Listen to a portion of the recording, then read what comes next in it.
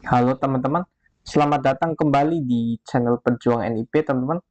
Sebelumnya kita sudah membahas dari part 1 sampai part 7 curi start belajar TWK CPNS 2026 teman-teman. Semoga teman-teman tidak bosan dengan pembelajaran TWK ini ya, karena TWK adalah salah satu subtes yang ada di SKD CPNS seperti itu. Kemudian kita lanjut ke soal nomor 1 teman-teman, part 8. Ketika terjadi gesekan antar suku di sebuah kawasan industri akibat kesalahpahaman antara dua kelompok pekerja, langkah mitigasi yang paling sesuai dengan nilai-nilai integritas nasional dan sila ketiga Pancasila adalah A. Memulangkan seluruh pekerja pendatang ke daerah asal mereka demi keamanan wilayah.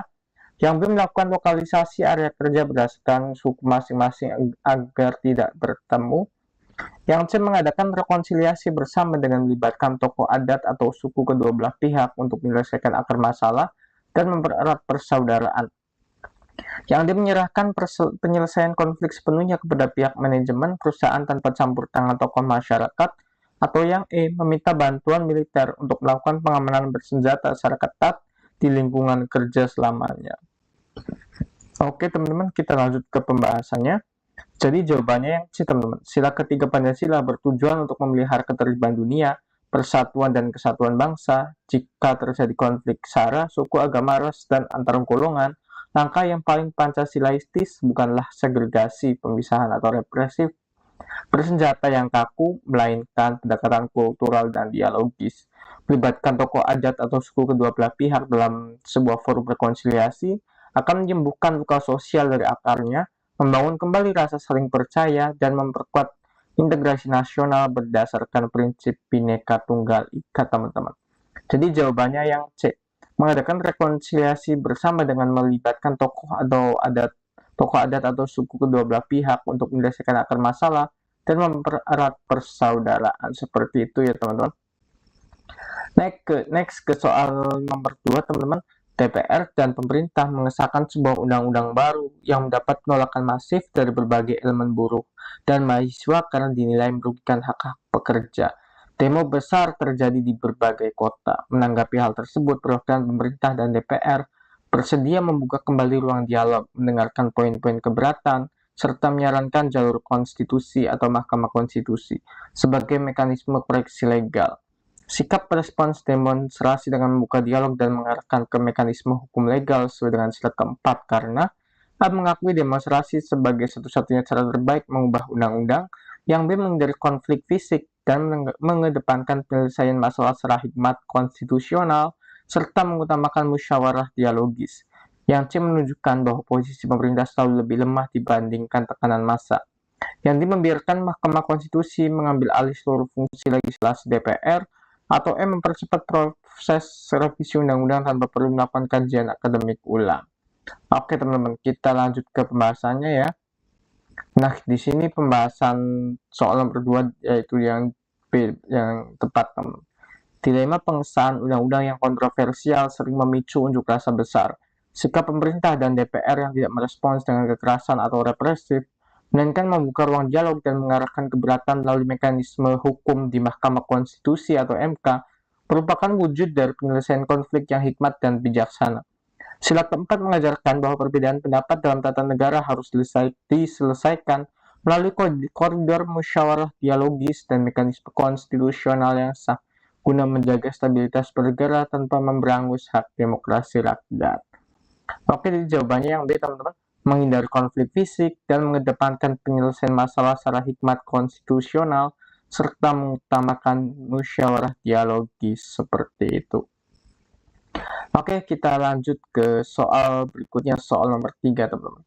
Di sini pemerintah mempercepat pembangunan pemancar sinyal atau BTS, 4G dan jaringan internet serat optik di wilayah pedalaman Papua, NTT, dan pulau-pulau terluar di Indonesia.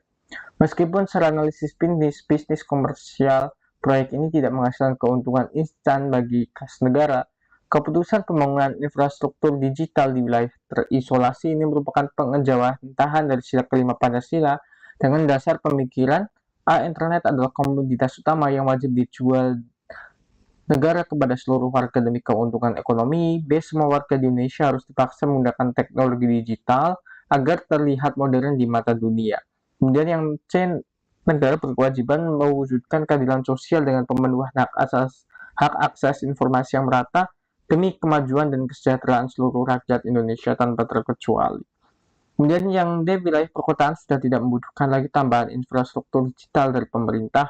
Kemudian yang E, penggunaan tersebut merupakan instruksi langsung dari lembaga donor internasional yang harus dipenuhi. Oke, next kita ke pembahasannya ya teman-teman.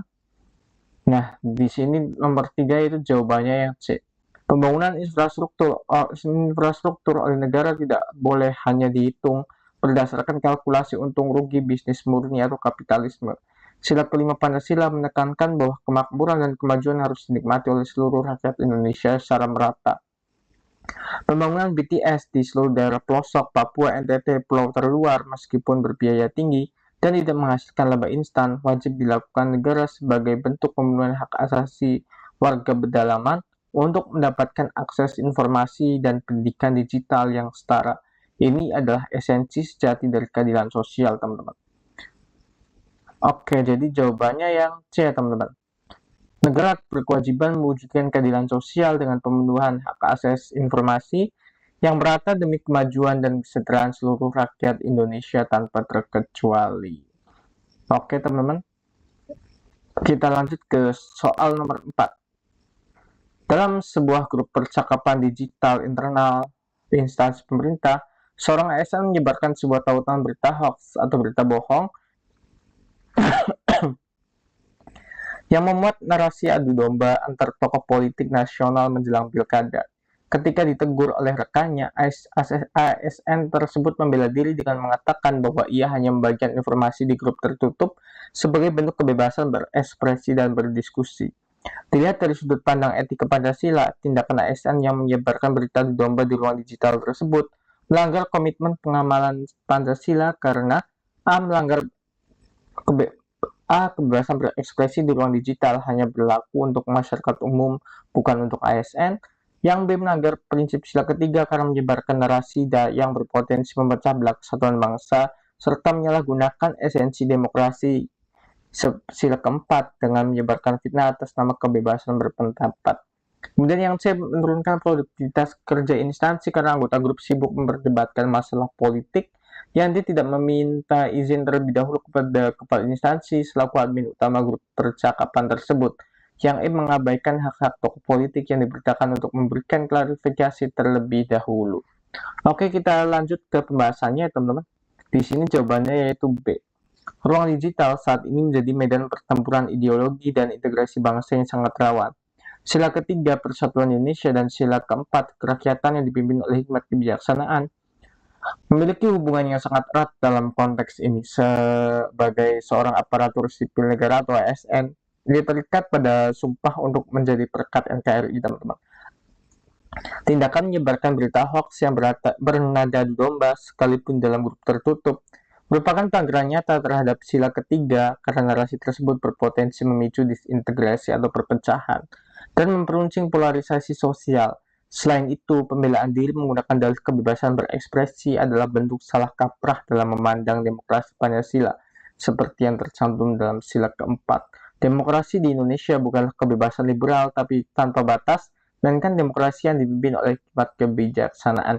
Artinya setiap pendapat atau informasi yang dilemparkan ke publik harus dipertanggungjawabkan kebenarannya secara moral dan rasional, bukan berbasis kebohongan atau hoax atau fitnah yang merusak tatanan sosial.